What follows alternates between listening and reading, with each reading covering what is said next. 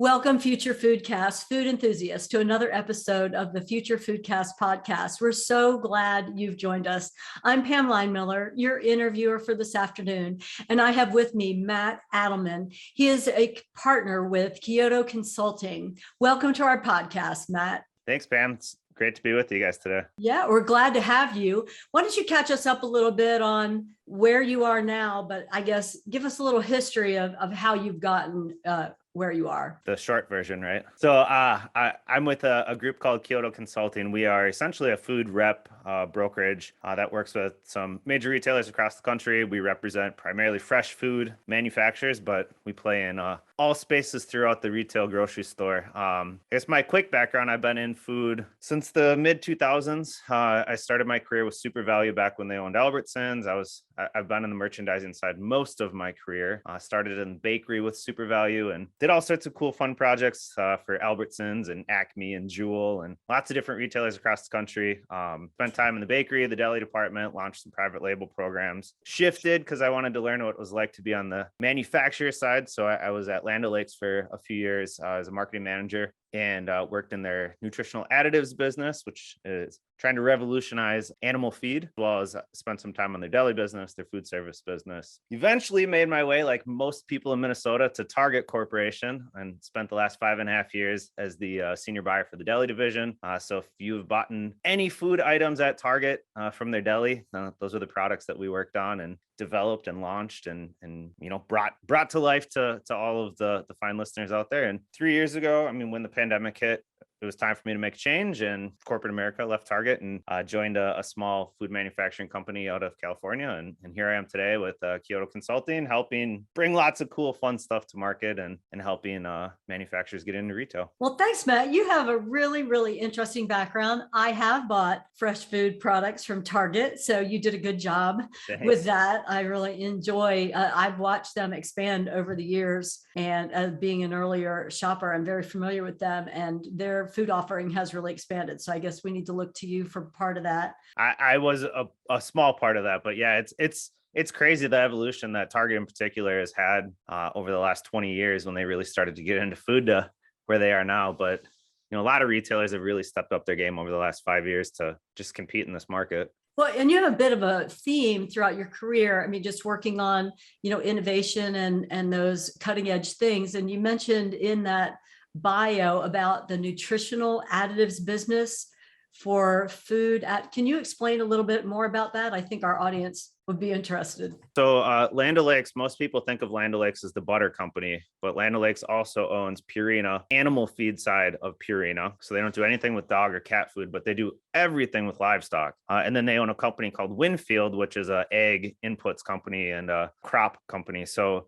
I was on the Purina side of the business for a little while. They had started a company called Nutritional Additives. And the idea was they had a whole team of PhD scientists in St. Louis and at the farm that were on a mission to get rid of antibiotics, animal livestock. And so they had a bunch of different proprietary chemicals and blends that they can add to animal feed for pigs and chicken and a little bit on the cattle side, where if you introduce these compounds, it basically can help as much as antibiotics, help with growth, help with keeping the animals healthy, but not introducing, the stuff that people don't want in their food and don't want in the livestock industry. So that's what the company was on a mission to try and do. And I was brought in to lead the marketing efforts there. That is really interesting. I think a lot of consumers, me included, really would like to eat the end products that come from those animals that are eating that feed that haven't been treated with as many antibiotics. I know there's been a lot of controversy over the years, and I'm really glad that initiative is out there. I was unaware of that before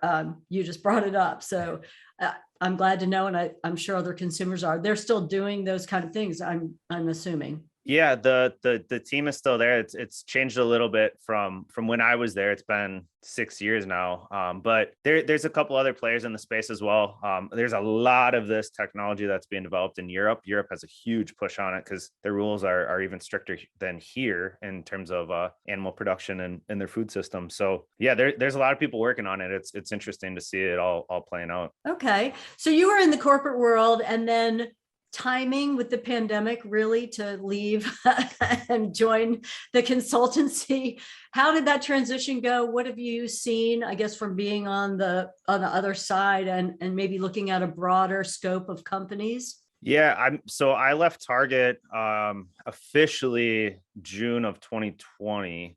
Okay. So right right after lockdowns and everybody was sent home, and the last 3 months that I was there, it was just a mad scramble of figuring out what do we do, what is going on, and how do we get food. I mean, if you remember pictures of grocery stores, it was decimated. You couldn't. Funny, the only thing you could get was all the plant-based stuff. Like, there were all these pictures of the meat departments completely wiped out, but plant-based was fine. Or some of the other areas, like, just completely gone. And so we spent weeks just working with every manufacturer, every distributor, everybody that we could possibly get a hold of that had food and could, had transportation capabilities to try to get products to the stores. I mean, it was nuts. The other side of the world, again, on the manufacturing space, it was just, how do we keep up with demand? Demand is insane. Food service shut down, right? Food service went to completely zero, but retail grocery stores were nuts. Like, you couldn't keep up with demand. It still is, even today. It's really hard to keep up with the demand. It's incredible. Right. That's one of the challenges that's going on. Interesting about your plant-based foods being the only thing that was out there. My thought about that would be, because I'm one that goes to the grocery store every couple of days to get fresh food. And my thought would be just, it's not shelf stable, whereas meat or whatever you could stick in the freezer, but you can't really keep some of the fresh food that same way. And that might be why people are looking for just things that would stay on the shelf more, canned goods, or, and certainly in the fresh food area. Things that you could freeze, things that were shelf stable, the fresh departments, some of the stores just shut down fresh departments. Like, the delis in a lot of places completely shut down. Anything that had to do like fresh meat shut down. And it was all about frozen. Like, expand on frozen where you can, expand on shelf stable where you can, and just get as much product out to consumers as possible. So we didn't know, right? Like, if we rewind 2 years ago, we had no idea what was going to happen. I mean, almost 2 years to the day, right? It's beginning of March right now, and all this was happening 2 years ago. That's right. It is. And to that point, I mean, trends, you keep track of a lot of trends in what you do now, and you're looking at where consumers were looking before and what they did. Can you speak to that? Like, before the pandemic, what was kind of popular with people, and then, what you saw during the pandemic? And I'd love to talk about what you see coming in the future, but I threw the plant-based thing out, not as it's just kind of I laugh a little bit, because when I left Target, and a lot of the retailers that you talked to in 2018, 2019, it was plant-based. Like, it was everywhere. If you went to Expo West or any of the big trade shows, you saw plant-based everywhere, and it was the huge trend. But at the end of the day, like, it was never quite the same experience as just eating the regular protein, right? And so that is one trend that we saw really slow down over the last couple of years, where people were really pushing. All the innovation, all the development was on plant-based. Now it's starting to pick up a little bit again, but it's not like it was 3 years ago. The pandemic hit, it was forget innovation, really. Get product out there, just get stuff that we can consume. What we saw was a huge shift from like big innovation and bold flavors and all that sort of stuff. We saw a huge shift to just, I'm not eating out at restaurants anymore, but I want that experience. So help me get that experience. How do I get food that I can just bring home, that I can cook from the grocery store and feed my family? My kids are going to eat it, right? Like, give me a little bit of excitement, give me a little bit of the restaurant feel, but I'm not a chef, so don't make it hard for me. So we saw a huge jump in like ready to cook, kit type meals where people could just bring stuff home and assemble it and have dinner in 30 minutes, minimal work. Like, that segment of the store. And today it's just on fire. It continues to grow. It does continue. I think, because I think in a lot of ways, we are never going to go back to, there's a lot of people who are still working from home and may continue to work from home by choice or their company's choice, and not go back to an office environment. Like, the whole process of their day, the whole structure of their day is different. And during that time, a lot of parents were having to homeschool because the schools weren't open either. Talked about ready to cook, or, I'm not a chef.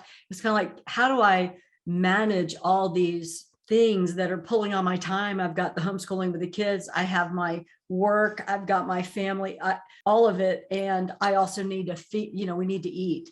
Yeah. And so I can see where that would really be a big push there. And we need the kids to eat it. Like, don't give me some protein I don't know how to use. Don't give me some product I've never seen before. Don't give me something that doesn't taste good, because I'm not throwing it away because I can't go back to the store because I can't get anything in the first place. Like, keep it simple type mentality. And the kids need to eat it too. Yep. Interesting how the market shifts like that.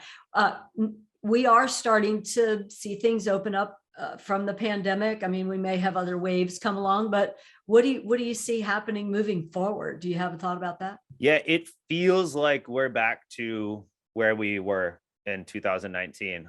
We are seeing a ton of innovation projects again. We're seeing a lot of bold flavors again. We've seen the comfort foods continue to be the thing that people want in the stores. But give me an extra flavor. Give me something a little more exciting than, like quiche is an example we were just going through. Like, quiche is something everybody knows, right?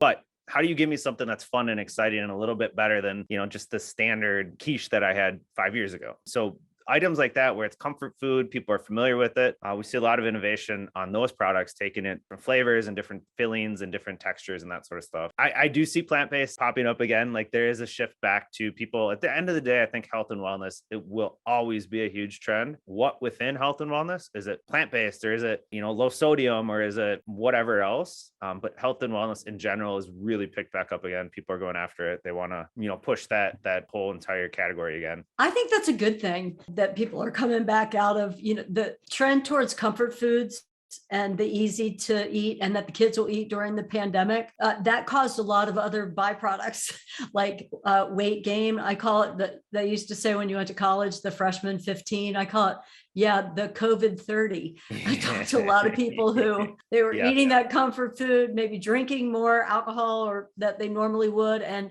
also, because they were home, the food is right in the kitchen instead of down in the cafeteria at the office, or the breaks were easier to take because you're right there at home and you can go grab something and come back to your desk, kind of thing. So we've seen a big trend in that. So for that reason alone, I think that health and wellness is taking more of a front seat now, because people don't want to keep going in the direction they've been going during the pandemic. One of the things, and not to spend too much time on the pandemic, but the thing I was hoping that would come out of it is that people would get back to, like, I just want to be healthy. Like, I want to live a fun life, right? Like, at the end of the day, that is the best defense against anything, is just being healthy, eat healthy, work out, exercise, do the things that we always say we're supposed to do, And so one of our big tasks on the retail side is, how do we bring those products to consumers in a way that they want it? How do we make eating healthy fun and easy and something that anybody can do in any part of the world, food desert or not? Like, how do we get products across the country that are affordable, but help people just feel better and live a better life? Like, that's my big mission. That was always something I was super passionate about. And, a lot of the companies we work with now, that's a huge goal. Yes, I want flavor, and yes, I want, really fun things, but like, let's make this better too for people if we can. How do we do that?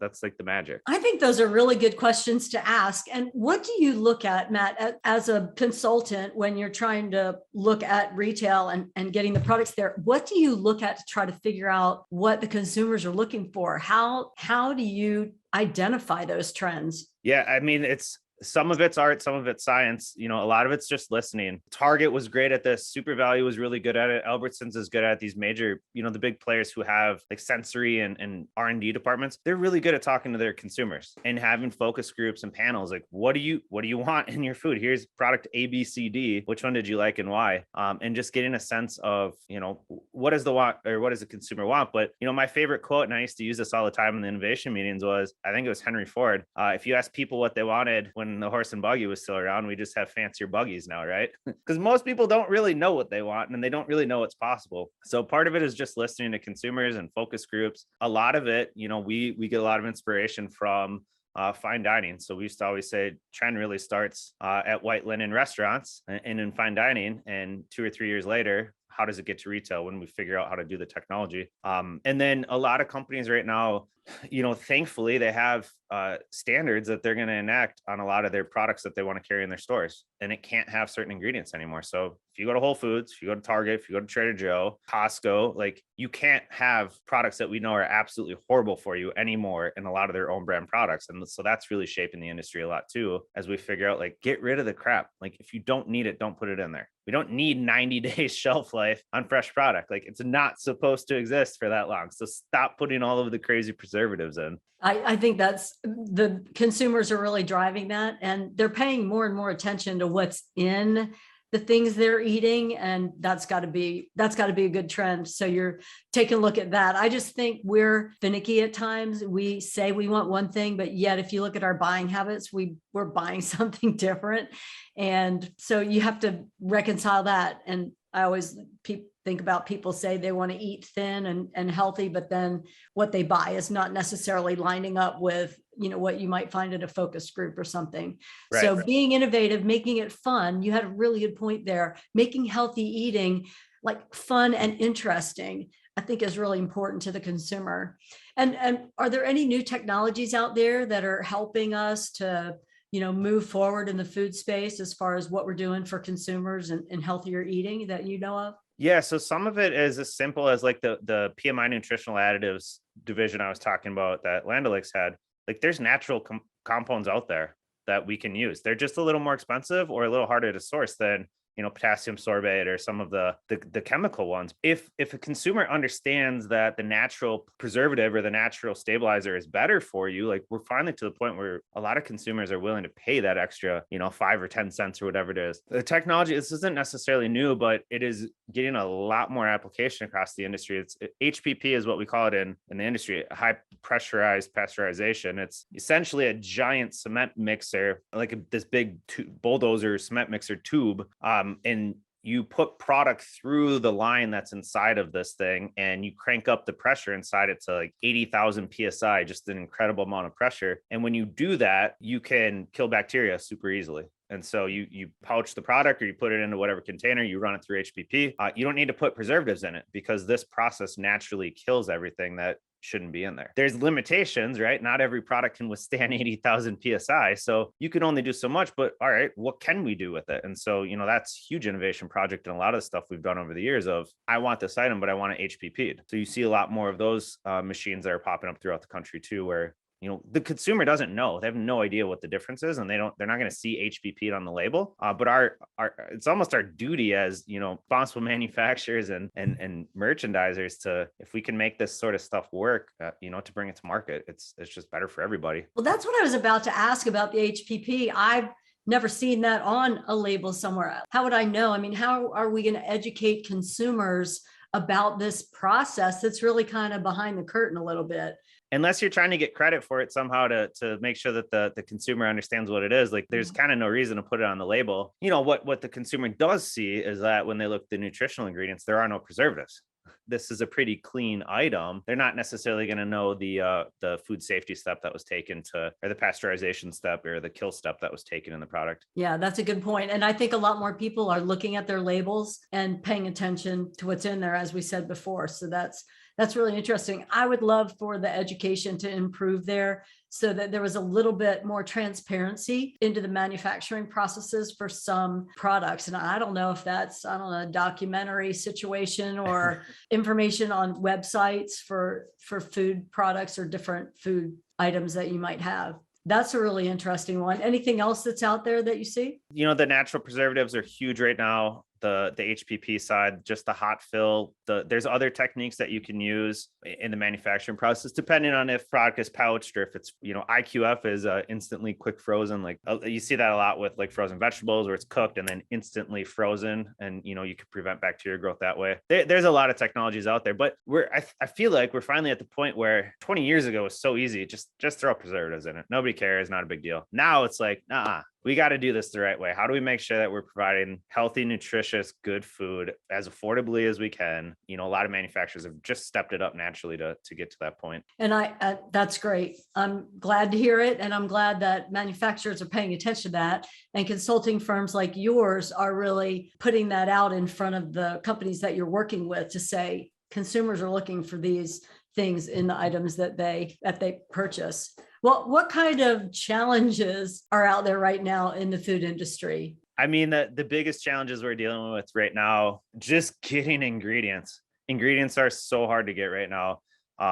Demand is so high. You just can't, especially in the fresh world, it's really hard to keep up with production of livestock to get, you know, the proteins that we need to make a lot of these items. You have a lot of imported ingredients that are still getting held up at the ports. You've got a lot of items that just can't make their way into the US right now.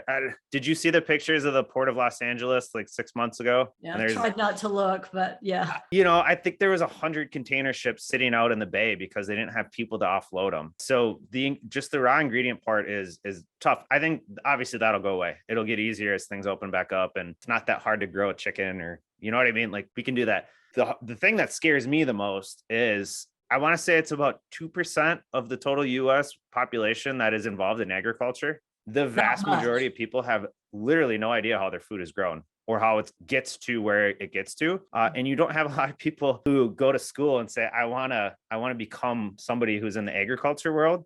So just the labor and the workforce in this industry right now, it's not there, and it's not getting any better. And a lot of manufacturing plants, especially on the fresh side and on the protein side, they're in cities and towns and places that people don't necessarily want to live. And you cannot get people into the plants to do the work that needs to get done to get food out to the world. It scares me. That's the part that keeps me up. Like, how do we get people to want to work in this industry again, to get food out? So labor is huge. And then the last one is it's transportation, just getting people to get the products. Again, not a lot of people are going to school saying, I want to be a truck driver, but that's what we need. Like, we need people who can make the product and get the product from A to B. We need people at the warehouses that want to offload the product and make sure that it gets to the stores. And the whole entire supply chain side of the industry right now is a little fragile, and I have faith it'll get fixed, but it scares me. It keeps me up. It keeps you up. Well, do you have any solutions for any of these pieces? Any thoughts about? I loved your idea with the education piece on the HPP side and some of these other things. I think there's an education piece on, and I know there's documentaries, Netflix has some, and there's some things out there where people are trying to get more into what our food system actually is, but have education and have programs and have things in place to get kids excited about the food industry, right? Like, get more people involved in the industry to want to work it and want to have solutions and fix it. So to me, it's an education piece. And secondly, this one scares me too, but I do think more automation, more robotics, more, you know, Tesla is working on an automatic shipping semi truck, right? Like, if our goods were shipped automatically overnight and drivers, you know, trucks just drove themselves, you know, that solves the transportation side, or at least part of it.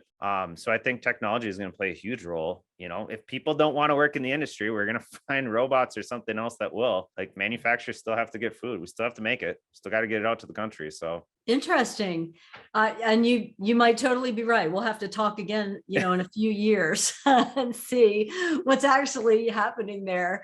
But as far as you talked about feeding people and natural, you know, the small percentage of people that are involved in agriculture, especially in this country, but our population is also growing and growing, and we do have limited space. So what are your thoughts on that? You know, every stat, what is it? 80% of stats are made up.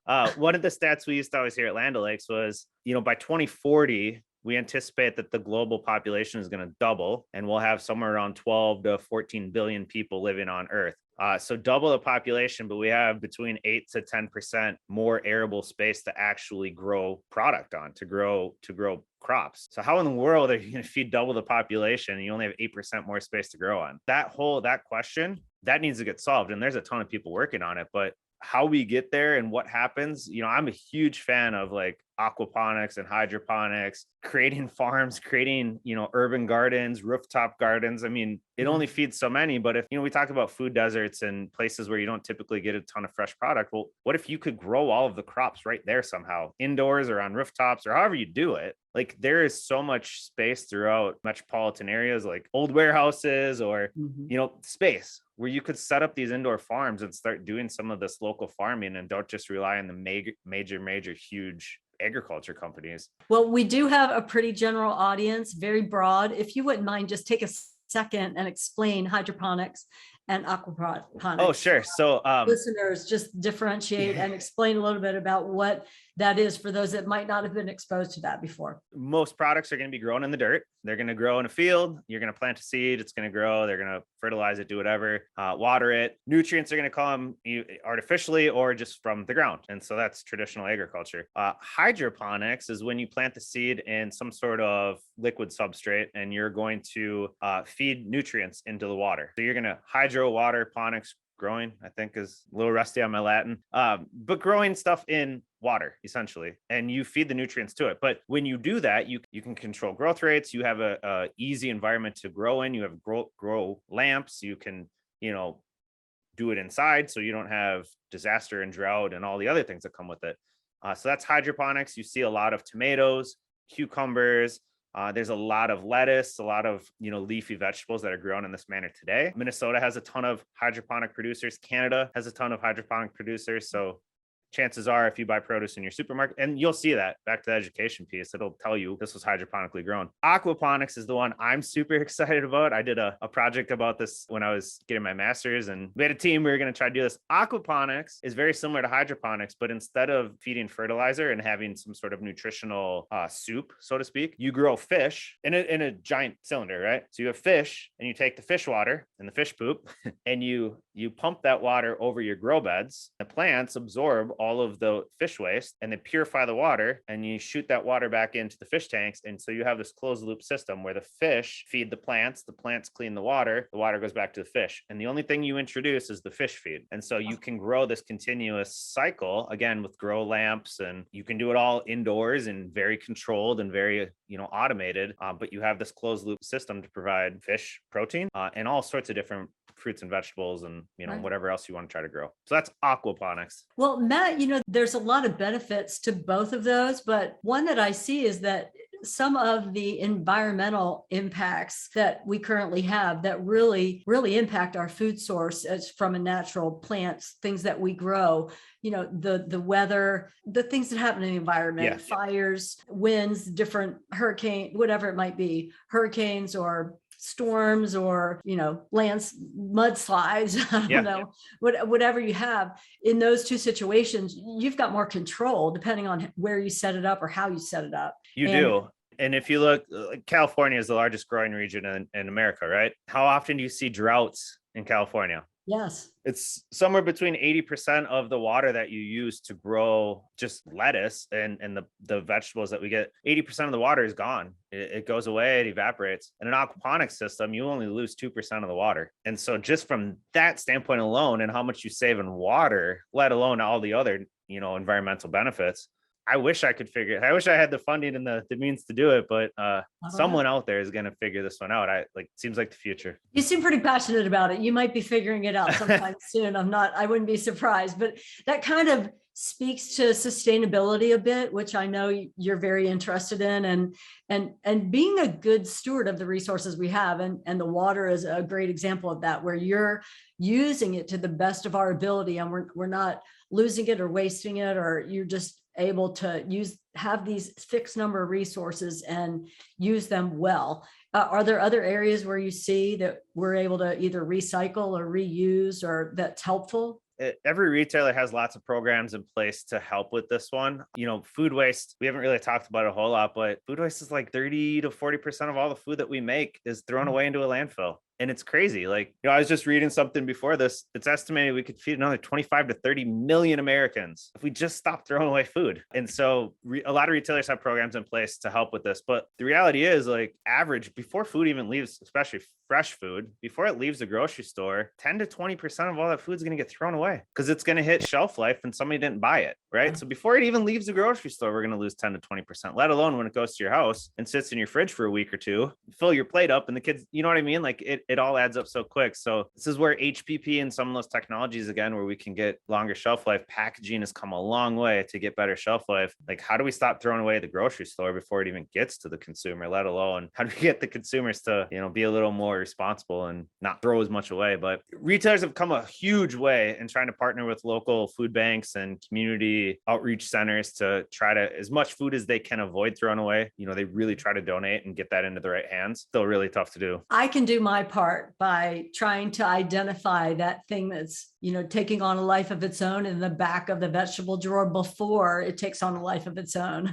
I have a lot of veggie scrambles because it'd be like, what is that? Oh, that's still usable. Let's chop that up and put it in some scrambled eggs. There's a lot of really cool programs. You see it a lot more in Europe, but there's really cool programs. Eat the ugly fruit or eat the ugly veggies. Like, basically, people don't buy fruits and veggies if they look weird, because most Americans don't really know how to cook and they don't really know what all this stuff is. So there's been some really fun programs over the years where 10 cents to buy the ugly fruit or the ugly vegetable item. There's nothing wrong with it. Just get people to buy it, because otherwise it just sits in the bin and it gets thrown away eventually. Well, that's kind of a fun promotional thing to have too. And I've heard of that. I used to buy from an organic grower, and they would charge less for the ugly vegetables, quote unquote, the ones that you would probably eat just with your family instead of if you were having somebody over for dinner.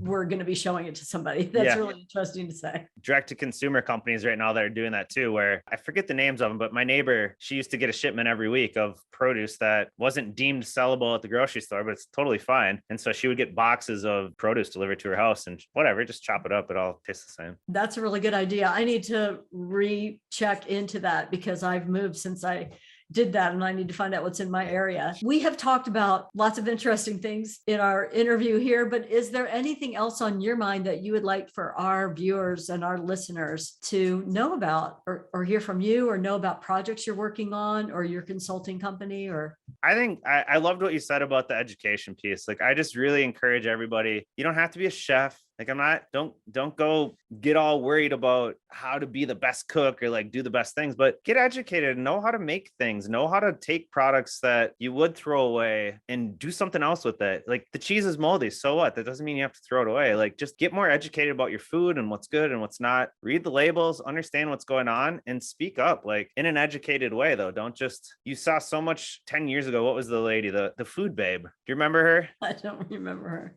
So she was on a mission to, clean up labels. And so she would like get passionate about some of it in the product for the right reason. And it wasn't bad. Right. Oh. So like being super loud and vocal just for the sake of being loud and vocal isn't necessarily good either. But just getting educated on the options, avoid throwing stuff away, like get more involved in food, support CSAs, support retailers, like buy fresh. I don't know.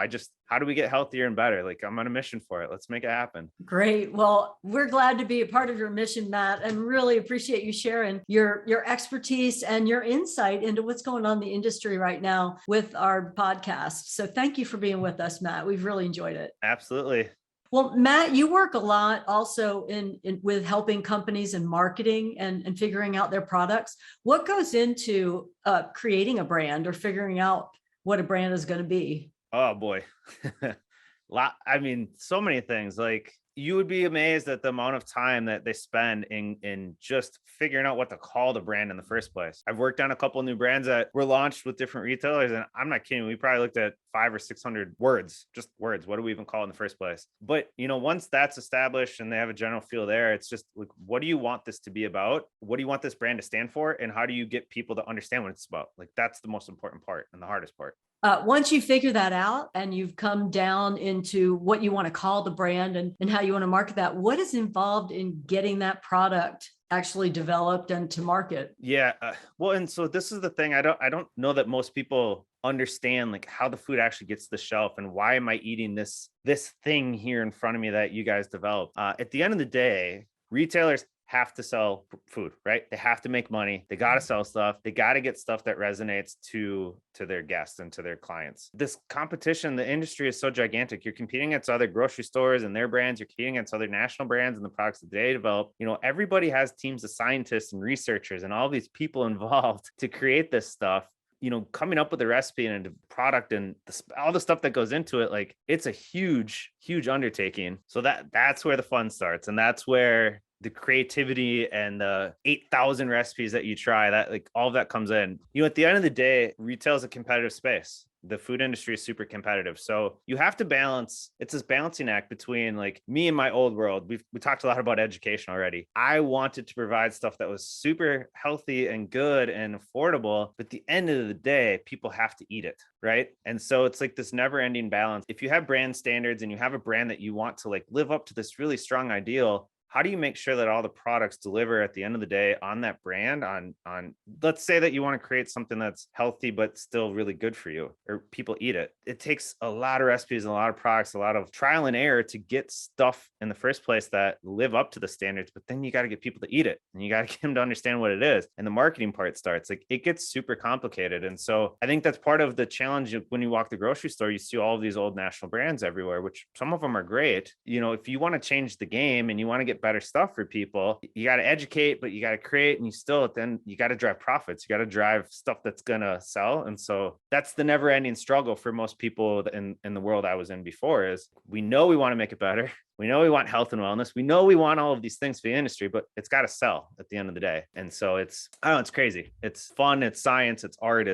You never know what you're going to get. Well, it seems like, Matt, this is exactly why you do what you do, is so you can go in and consult and help companies figure out the brands and how they're going to get them to market, because it sounds like it is a multifaceted thing that you have to figure out all the different pieces. All that has to converge before you'll have a successful launch. It's true. It really does. And so I used to have people that would pitch stuff all the time. Like I would go to trade shows, right? And people would see my badge and they'd see I was with one of the big companies. Oh my God, I got this thing. You got to try it. The number of salads and desserts and dressings and things that I've eaten that were made in somebody's bathtub would absolutely blow your mind. But it's this weird, my wife used to, like, she still looks at me and she's like, I don't get it. You made the decision of what item went out into all of the stores.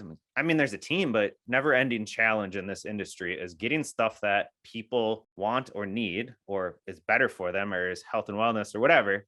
They need to buy it. They need to like it, and they need to come back and do it again and again and again. That's right. You've got to figure out that repeat customer that's going to like it, talk about it, buy it again, and then you've got a successful product.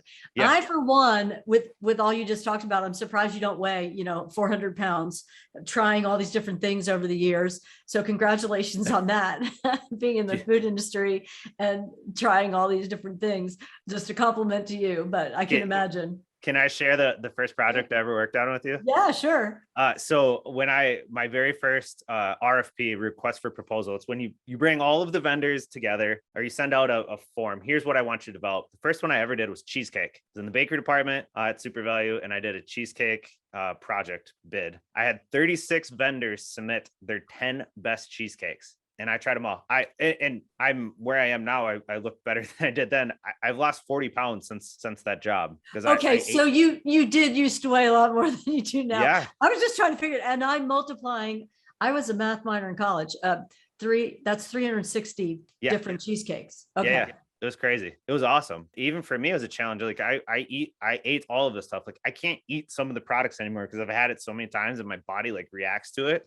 Part of why I was so passionate about getting some of the crap out of the industry in the first place. Yeah. Probably ingested more of it than most people, but it's an art on how to taste product and not overindulge anymore. Well, and that's a really good point, is that your body actually reacts, and to some of these additives, preservatives, and the different things that are in foods.